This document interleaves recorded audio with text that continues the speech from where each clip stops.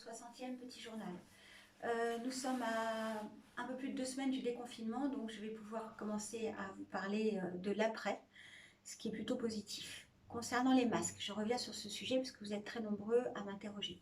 Il y aura bien, au moment du déconfinement, et même certainement quelques jours avant, une distribution de masques lavables, 2 par habitant. Il y a également des modèles enfants qui sont prévus et qui nous seront donnés par le département. Donc en lien avec le département, la mairie organisera cette distribution. Tous les habitants d'Avon auront ces masques au moment du déconfinement le 11 mai.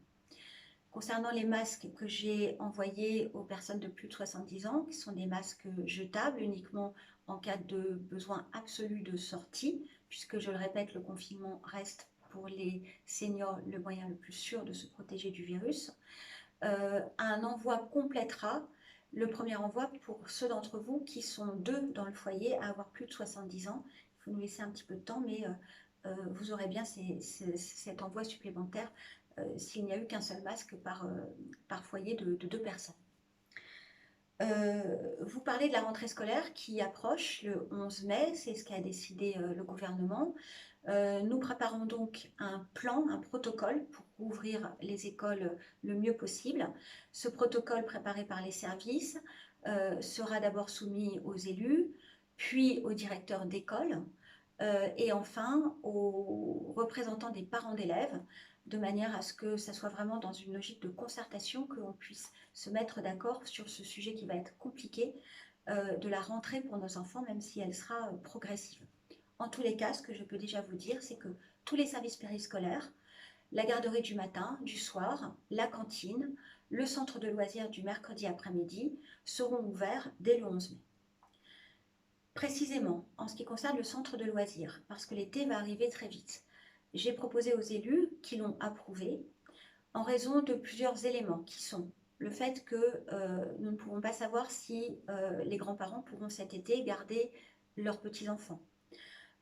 Certains d'entre vous risquent de devoir travailler davantage cet été parce que leurs employeurs leur demanderont. Et enfin, malheureusement, certains d'entre vous connaissent une réduction de leurs ressources. Pour l'ensemble de ces mesures, j'ai proposé que nous diminuions de 40% les tarifs du centre de loisirs cet été.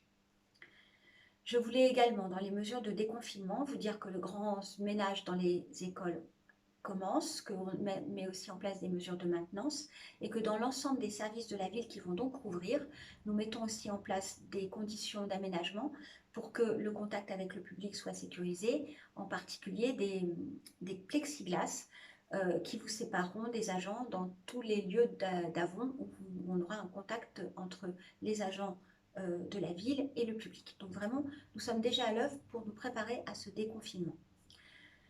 Nous nous préparons aussi, comme je vous l'ai dit la semaine dernière, à devoir faire face à de nombreuses demandes d'aide matérielle d'urgence. Donc un plan d'urgence sociale est en préparation. Il sera lui aussi soumis aux élus, bien sûr, avant. Il se fera en concertation avec les associations caritatives. D'ores et déjà, je le répète, comme la semaine dernière, si vous avez des besoins d'aide alimentaire, d'aide matérielle, d'aide financière, passez par le CCAS au 01 60 71 51 00, qui est l'interlocuteur qui pourra le plus efficacement vous aider en prenant en compte la globalité de votre situation. D'ores et déjà, le mercredi, la maison des services au public qui se trouve aux terrasses, à l'entrée du quartier des Fougères, est rouverte pour justement les habitants de ce quartier, de façon à leur éviter de monter au CCAS à la Butte-Monceau. Et puis, un peu plus positif, eh bien, la ville se prépare aussi, comme cet été risque d'être un été où nous devrons peut-être être plus longtemps que prévu chez nous, à Avon. Eh bien, les services des jardiniers de la ville préparent les massifs pour que le cadre de vie le plus agréable possible vous soit proposé cet été. Voilà l'ensemble des mesures du déconfinement, donc je reviendrai dessus très vraisemblablement la semaine prochaine. Ce dimanche 26 avril, pour la première fois depuis la création de cette journée de commémoration nationale, la journée de mémoire de la déportation se fera à huis clos en quelque sorte, puisqu'elle ne pourra pas être publique. Cependant, j'irai remettre des fleurs sur la tombe du Père Jacques, au couvent des Carmes, à l'hôtel de ville, en dessous de la plaque des élus et des personnels de mairie qui ont été déportés, dont le maire Rémy Duroncel, comme vous le savez, et également au cimetière, au monument des déportés. Ces commémorations donc, seront filmées.